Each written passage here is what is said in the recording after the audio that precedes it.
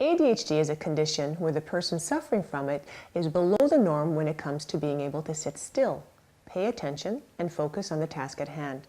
It is essentially a condition that affects children, though adults too often suffer from it at times. ADHD is a common behavioral disorder that affects an estimated 8 to 10% of school-aged children. Boys are about 3 times more likely than girls to be diagnosed with it, though it's not yet understood why.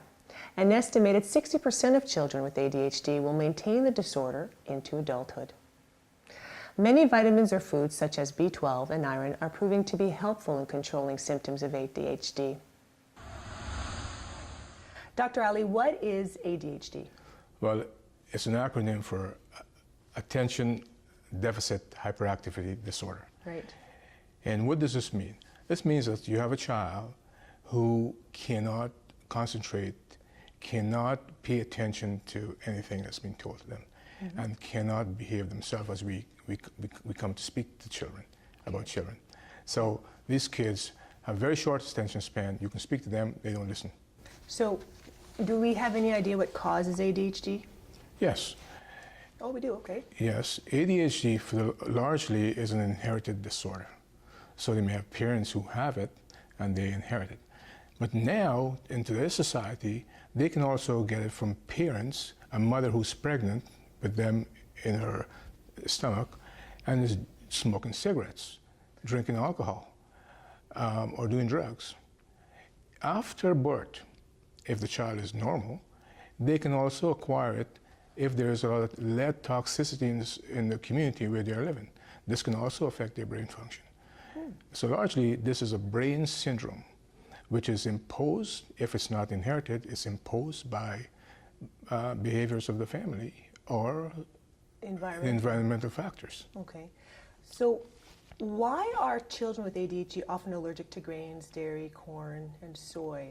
We know that there's more allergies out there, and how about those children? Well, we live in a society where the amount of allergies is increasing and increasing because of the different things that are being put into our foods. I am not sure that these kids are you're seeing more of it in them, but they do have it because the society we live in, we have a large number of kids who have allergies. Right. But we may be paying more attention to these kids, but there's also a larger number of ADHD kids now because of people smoking, and which is one of the main factors now in the epidemiological studies that is being done for this disease. Okay. And how about sugar? Because we always say sugar causes hyperactivity. So how does sugar affect ADHD children? I think sugar has absolutely nothing to do with ADHD. Okay. There's no study that says that, and I don't think sugar, but people believe that. Right. Well, it's everywhere, right? And we have sugar in everything. Right. I mean, the food we eat today is full of sugars, fats, salt. I mean, you cannot get away from it. Right. But you have to pay, as a parent, you must pay attention to what your children are eating, and then you can decrease that. Okay. So how about this question that everyone asks, do children outgrow ADHD? Children, some of them do. Okay. But 65% of those kids are going to become adults with ADHD. Really? Now, how come some do and some don't? Well, that's something maybe due to genetic predispositions, maybe more stringent caring by families.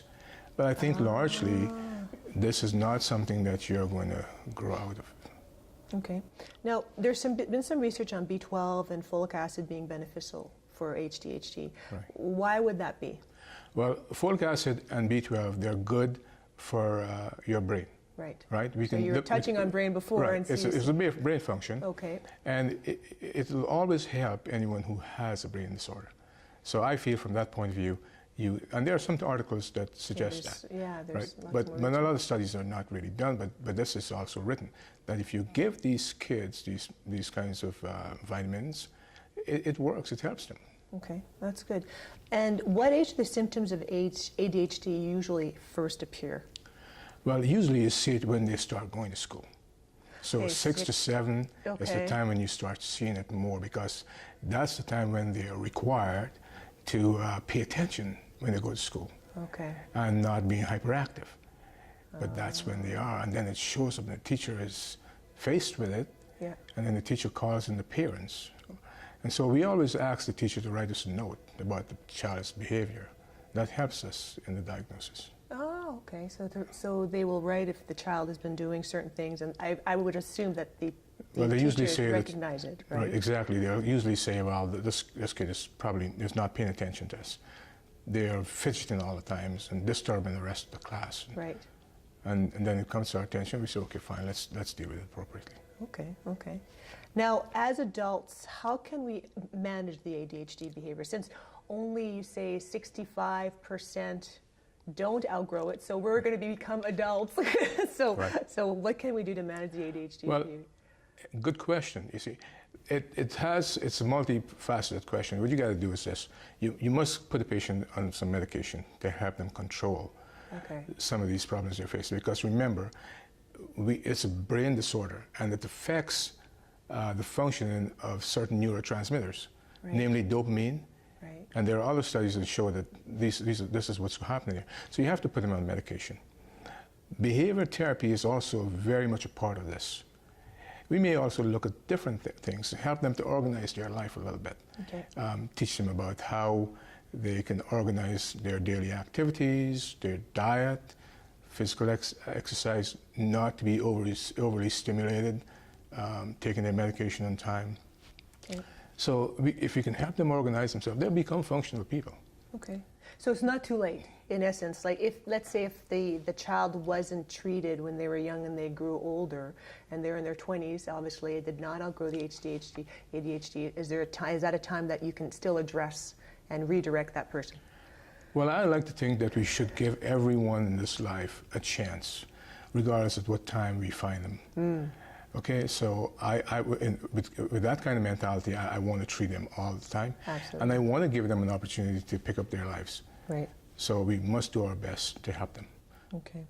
Now, how can parents cope with their children who have ADHD? It must be difficult on the parents. It's very difficult for parents, especially if they have more than one kid to deal with this problem.